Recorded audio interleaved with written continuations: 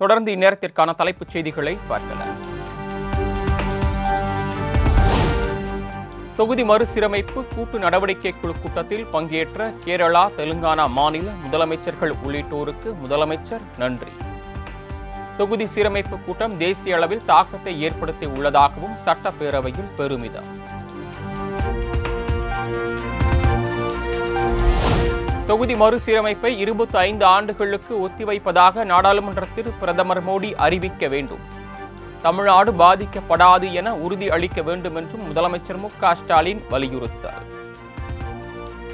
2026 மேலும் 30 ஆண்டுகளுக்கு நீடிக்கப்படும் வேண்டும் என்றும் பிரதமர் அவர்கள் நாடாளுமன்றத்தில் உறுதியளிக்கணும்.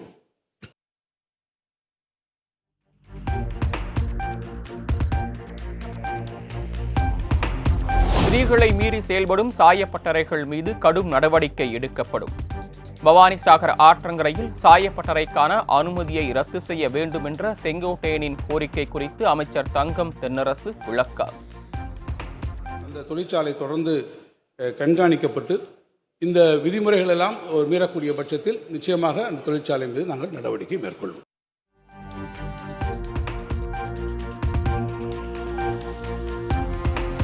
சத்துணவு பணியாளர்கள் அடுத்த 1 மாதத்தில் தேர்வு செய்யப்படுவார்கள் என அமைச்சர் கீதா ஜீவன் திட்டவட்டார். அங்கன்வாடி பணியாளர்கள் தேர்வு செய்வதற்கான அரசாணை கடந்த வாரம் பிறப்பிக்கப்பட்டுள்ளதாகவும் சட்டப்பேரவையில் விளக்கம். அரசாணை பிறப்பிக்கப்பட்டுள்ளது. அதுபோல் 8997 சத்துணவு துறையில் உள்ள சத்துணவு சமையலர்கள் எடுப்பதற்கும் அரசாணை பிறப்பிக்கப்பட்டுள்ளது. ஆகவே இன்னும் இந்த 1 மாதங்களுக்குள்ளாக அந்த பணிகள் புதிய.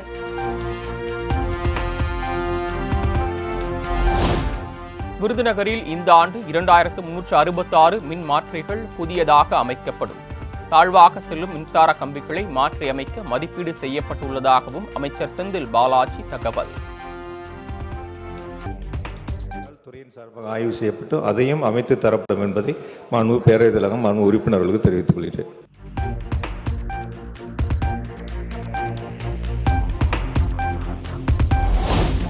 கருப்பை மற்றும் மார்பக புற்றுநோயை கண்டறியும் முழு பரிசோதனை இந்தியாவிலேயே முதன்முறையாக தமிழகத்தில் அடுத்த 10 நாட்களில் தொடக்கம். சட்டப்பேரவையில் சுகாதாரத்துறை அமைச்சர் மா. சுப்பிரமணியன் தகவல்.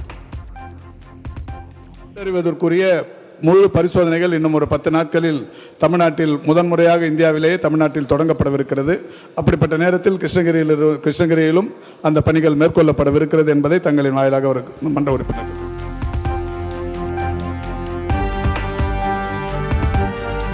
சென்னையில் நேற்று நடைபெற்ற சென்னை சூப்பர் கிங்ஸ் மும்பை இடையிலான போட்டியின் போது கள்ளச்சந்தையில் டிக்கெட் விற்பனை. 5 வழக்குகள் பதிவு செய்யப்பட்ட நிலையில் 11 பேர் கைது செய்யப்பட்டுள்ளதாக தகவல்.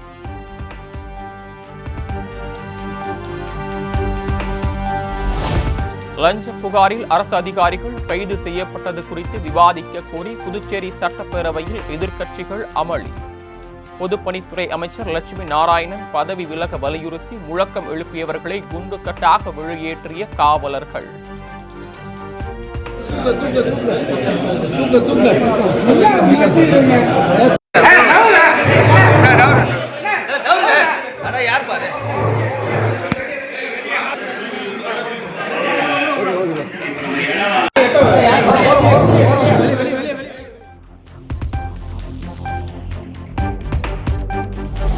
சென்னையில் ஆபரண தங்கம் சவரன் ஒன்றுக்கு 120 ரூபாய் குறைந்து 65,720 ரூபாய்க்கு விற்பனை.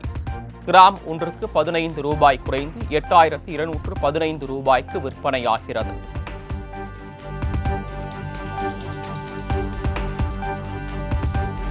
அங்கீகரிக்கப்பட்ட தமிழக அரசியல் கட்சிகளுடன் சென்னை தலைமை செயலகத்தில் இன்று அனைத்து கட்சி கூட்டம். தலைமை தேர்தல் அதிகாரி அர்ச்சனா பட்நாயக் தலைமையில் நடைபெறும் கூட்டத்தில் தேர்தல் விதிகள் குறித்து ஆலோசிக்கப்பட உள்ளதாக தகவல்.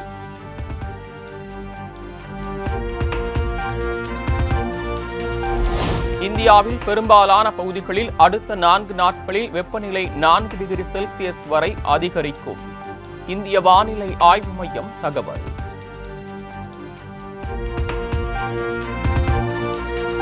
கோடையில் சென்னைக்கு குடிநீர் தட்டுப்பாடு ஏற்படாது. சென்னைக்கு குடிநீர் வழங்கும் 5 முக்கிய ஏரிகளில் போதிய நீர் இருப்பு உள்ளதாக குடிநீர் வாரிய அதிகாரிகள் தகவல்.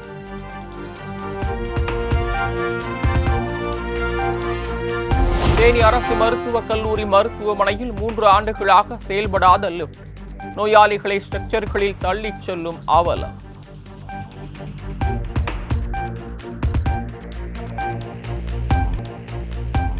$20 கிலோ இலவச அரிசி மற்றும் ₹1000 இல்லை என்றால் தமிழகத்தில் பாதி குடும்பங்கள் பட்டினியாய் கிடக்கும்.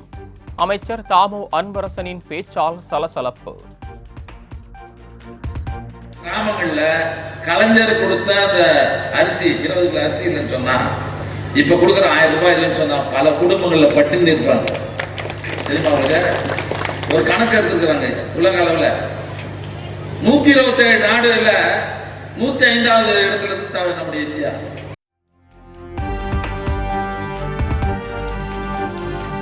திருவள்ளூரில் அமைச்சர் நாசர் முன்னிலையில் திமுக தலைமை கழக பேச்சாளர் சாதிக் சர்ச்சை பேச்சு. வழக்கம் போல எதிர்க்கட்சியினர் ஆபாச வார்த்தைகளால் அர்ச்சனை செய்ததால் முகம் சுளித்த பெண்கள். பார்த்தோம், பக்தோச்சலத்தை பார்த்தோம், கக்கனை பார்த்தோம், ஜீவாவை பார்த்தோம், ராமூர்த்தியை பார்த்தோம், எம்ஜிஆரை பார்த்தோம், ஜெயலலிதாவை பார்த்தோம். கேடுகாலம் அணில் குஞ்சி, ஆமை, ஆட்டுக்குட்டி, கருப்பாம்பூச்சி தனக்கு அரசியல மேடையில பண்றதா வண்டலூர் ஜூல பண்றதானே தெரியல.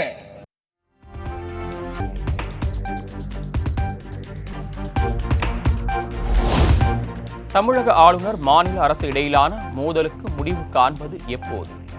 30 மாதங்களாக புதிய துணைவேந்தர்கள் நியமனம் செய்யப்படாததை சுட்டிக்காட்டி பாமக நிறுவனர் ராமதாஸ் கேள்வி.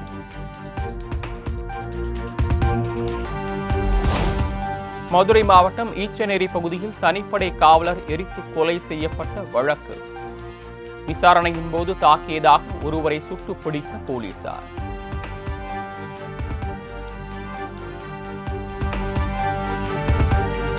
ஒகேனக்கல் காவிரி ஆற்றில் நீர்வரத்து வினாடிக்கு 2000 கன அடியாக அதிகரிப்பு. நேற்று 1500 கன அடியாக இருந்த நீர்வரத்து உயர்வு.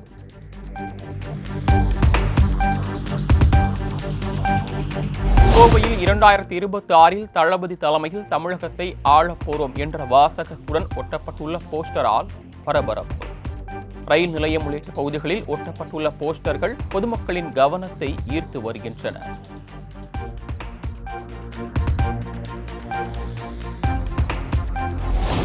தலைக்கவசம் அணிந்து வந்தால் ஜூஸ், இல்லை என்றால் கேஸ்.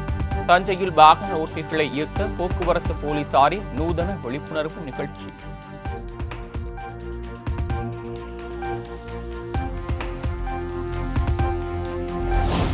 திருப்பதி ஏழுமலையான் கோயிலில் நாளை மற்றும் 30ஆம் தேதி விஐபி பிரேக் தரிசனம் ரத்து. ஆழ்வார் திருமஞ்சனம் உகாதி பண்டிகையை முன்னிட்டு தேவஸ்தான அதிகாரிகள் அறிவிப்பு. பெங்களூரு போயிங் விமான நிறுவனத்தில் 180 ஊழியர்கள் திடீர் பணி நீக்கம். பணி நீக்கம் குறித்து எந்த ஒரு நோட்டீஸையும் நிறுவனம் வழங்கவில்லை என ஊழியர்கள் குற்றச்சாட்டு.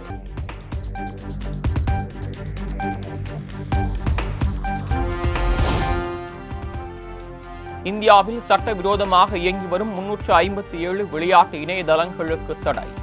மத்திய அரசு அதிரடி.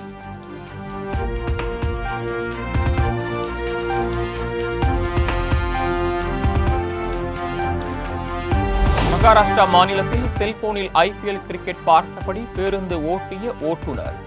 வீடியோ இணையதளத்தில் வைரலான நிலையில் ஓட்டுநரை பணி நீக்கம் செய்து அதிகாரிகள் உத்தரவு.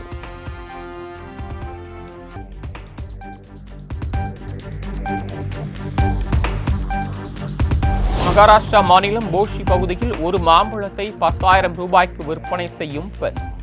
சீசன் தொடங்கியுள்ளதால் மாம்பழத்திற்கு கூடி வரும் மவுசு.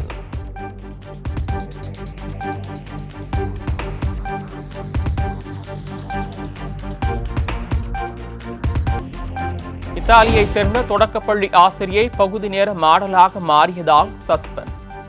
பள்ளியில் வழங்கும் 1 லட்சம் ரூபாய் சம்பளம் போதுமானதாக இல்லாததால் மாடலாக மாறியதாக விளக்கம்.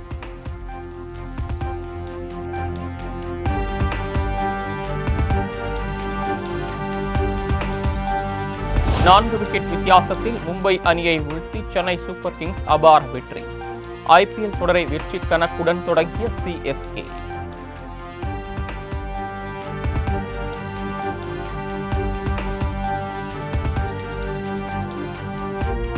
ஐபிஎல் தொடரில் சென்னை அணியின் வெற்றியை கொண்டாடி தீர்த்த ரசிகர்கள். சிஎஸ்கே என்றும் தோனி என்றும் உற்சாக முழக்கம்.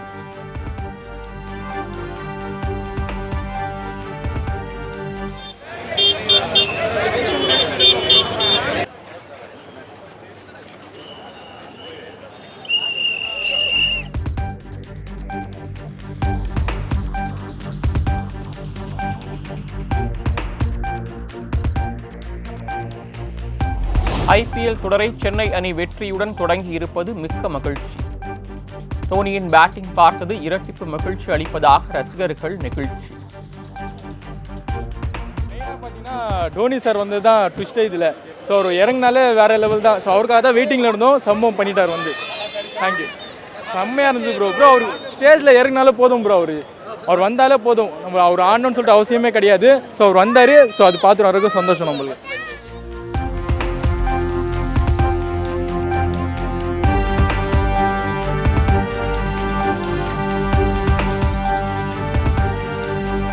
சென்னை சேப்பாக்கம் மைதானத்தில் வரும் 28ஆம் தேதி பெங்களூரு அணியை எதிர்கொள்கிறது சிஎஸ்கே.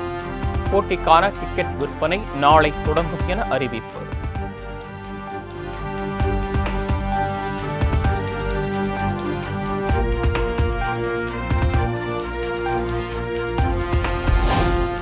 ஐபிஎல் போட்டியின் இன்றைய லீக் ஆட்டத்தில் டெல்லி கேபிட்டல்ஸ் அணியை எதிர்கொள்கிறது லக்னோ சூப்பர் ஜெயின்ஸ் அணி. விசாகப்பட்டினம் மைதானத்தில் இரு அணிகளும் இன்று பல பரீட்சை.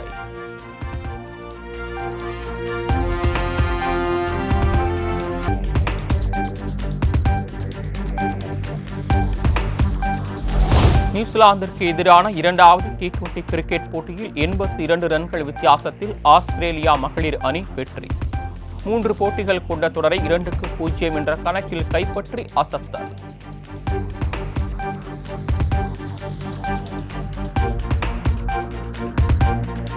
மியாமி ஓபன் டென்னிஸ் தொடரில் இந்தியாவின் யூகி பாம்ரி ஜோடி வெற்றி. ரோகன் போபண்ணா இணையை வீழ்த்தி அடுத்த சுற்றுக்கு முன்னேற்றம்.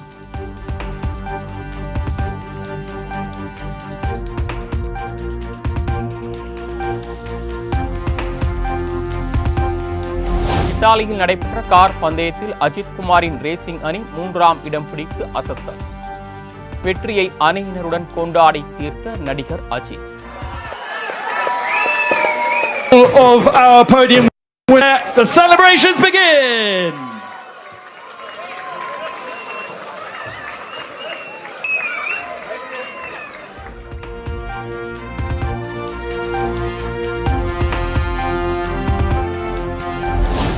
பல ஆண்டுகள் கார் ரேஸில் ஈடுபட விரும்புவதாக நடிகர் அஜித் குமார் விருப்பம்.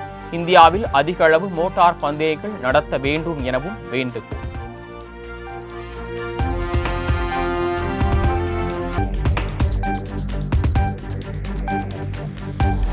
ஹீரோயினுக்கும் அவருடைய தந்தைக்கும் பிரச்சனை இல்லாத போது உங்களுக்கு என்ன பிரச்சனை?